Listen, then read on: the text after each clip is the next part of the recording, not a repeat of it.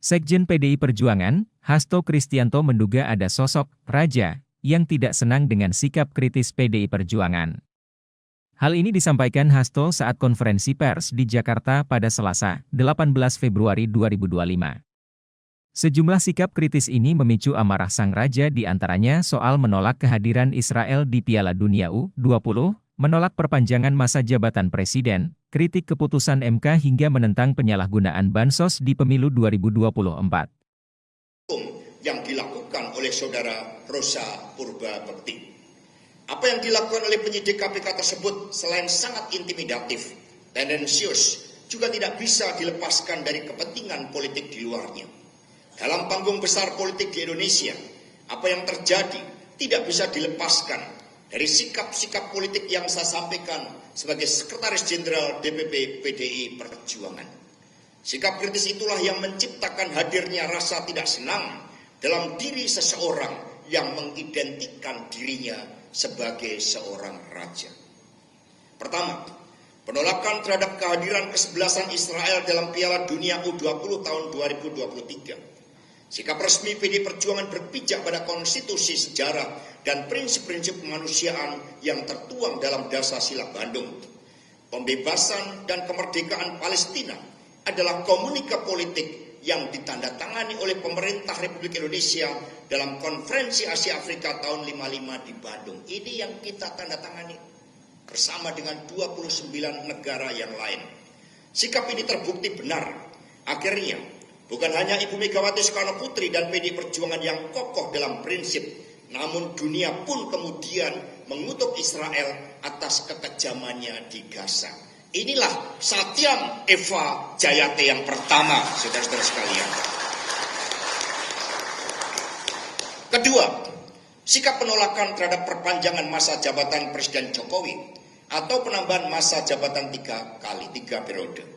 Prinsip yang dipegang oleh Ibu Megawati Soekarno Putri adalah berpijak pada Undang-Undang Dasar Negara Republik Indonesia tahun 1945 pasal 7. Ini yang harus dijalankan dengan seluruh-seluruhnya, yang menyatakan bahwa masa jabatan presiden dan wakil presiden hanya 2 periode.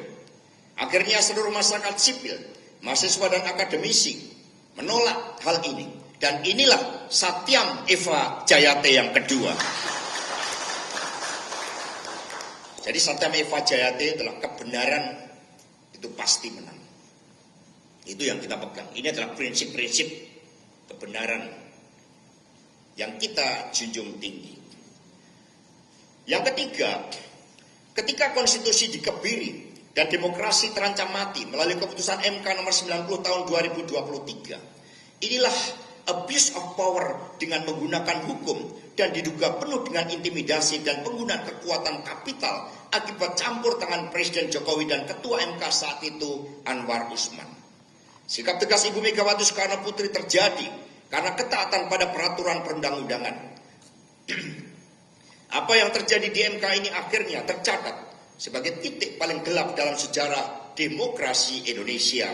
Dan inilah Satyam Eva Jayate, sebab konstitusi itu memiliki roh. Dan sekiranya itu dilanggar melalui abuse of power, maka bisa menciptakan krisis. Kita yang tidak menginginkan itu. Maka kita juga akhirnya berproses, meskipun itu semua adalah prosedural.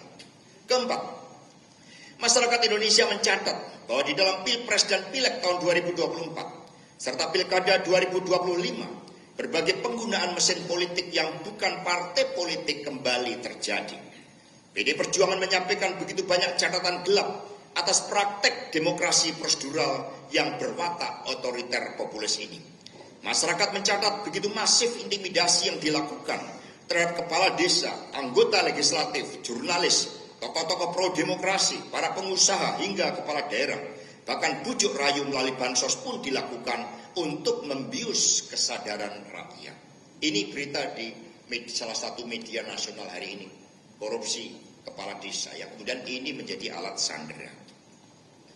Terhadap berbagai penyalahgunaan bansos ini, pada tanggal 8 Februari yang lalu, Jenderal TNI Purnawirawan Luhut Binsar Panjaitan menyatakan bahwa dari 500 triliun dana bansos tersebut, hampir separuhnya atau 250 triliun yang sampai ke masyarakat. Inilah penyalahgunaan keuangan negara dalam proses elektoral. Ini yang seharusnya juga menjadi perhatian. Hadirin dan seluruh masyarakat Indonesia yang kami cintai dan banggakan, PDI Perjuangan sangat menghormati KPK. KPK punya misi mulia untuk memberantas korupsi dan menegakkan akhlak bangsa. KPK didirikan oleh Presiden Megawati Soekarno Putri bukan untuk dengan wajah yang seperti saat ini. KPK seharusnya fokus untuk menangani kasus-kasus korupsi besar seperti illegal logging, kemudian tambang-tambang ilegal, judi online, narkoba, dan lain-lain yang diduga banyak melibatkan aparatur negara. PDI Perjuangan dan seluruh rakyat Indonesia akan memberikan dukungan penuh terhadap KPK jika benar-benar memberantas korupsi pada kasus-kasus yang merugikan keuangan negara. Saya bukanlah pejabat negara. Tidak ada kerugian negara terhadap kasus yang ditujukan kepada saya ini. Jangan lupa subscribe ya.